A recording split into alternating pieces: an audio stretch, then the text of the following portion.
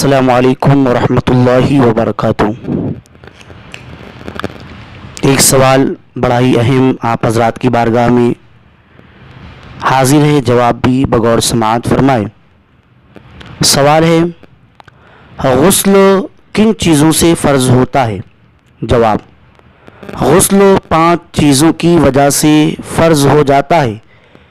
5 چیزیں ہیں کہ ان میں سے ایک بھی پائی جائے تو غسل فرض ہو جاتا ہے۔ پہلی، منی کا اپنی جگہ سے شہوت کے ساتھ الگ ہو کر شرمگاہ سے نکلنا۔ لہٰذا اگر منی شہوت کے ساتھ اپنی جگہ سے جدا نہ ہوئی بلکہ بوجھ اٹھانے یا بلندی سے گرنے کے سبب نکلی، یا پیشاب کے وقت یا ویسے ہی کچھ قطرے بلا شہوت نکل آئے، تو ان دونوں صورتوں سے غسل فرض نہیں، البتہ اس سے وضو ٹوٹ جائے گا۔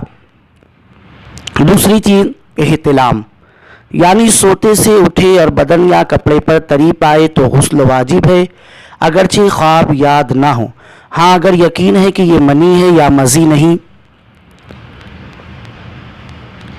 بلکہ پیشاب یا پسینہ ہے یا کچھ اور ہے، تو اگرچہ احتلام یاد ہو اور خیال میں انزال یعنی منی کا نکلنا اور اس کی لذت بھی ہو تو غسل واجب نہیں۔ اس میں 2 مسئلہ ہے، وہ بھی سماعت فرما لیں۔ اگر منی نہ ہونے کا یقین ہے اور مزی کا شک ہے تو اگر خواب میں احتلام ہونا یاد نہیں تو غسل نہیں، اور یاد ہے تو غسل فرض ہے۔ مرد و عورت ایک چارپائی پر سوئے اور جاگے تو بستر پر منی پائی گئی، ان میں سے ہر ایک احتلام کا انکار کرتا ہے تو دونوں غسل کریں۔ اس کا فائدہ کیا ہے؟ شہوت کے وقت شروع میں جو چیز شرمگاہ سے سفید رنگت کی نکلتی ہے اور اس کے نکلنے سے جوش کم نہیں ہوتا بلکہ خواہش اور بڑھ جاتی ہے، اسے مزی کہتے ہیں۔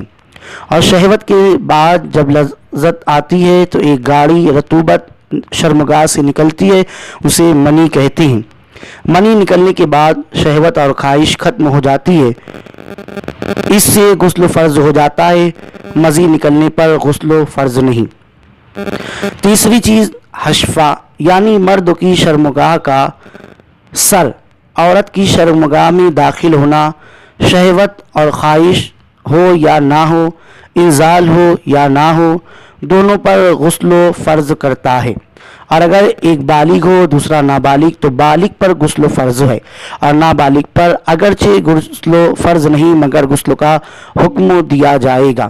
چوتھی چیز، غسل کے فرض ہونے کی، عورت کا حیض سے فارغ ہونا، یعنی عورت کا ماہواری منتھلی پیریڈ سے فارغ ہونا۔ اور 5ویں چیز، نفاس کا ختم ہونا، یعنی بچے کی ولادت کے بعد جتنے دن خون آتا ہے جب وہ خون بند ہو جائے تو ان ساری چیزوں کے بعد غسل کرنا فرض ہے، لہٰذا آپ حضرات اس پر دھیان دیں۔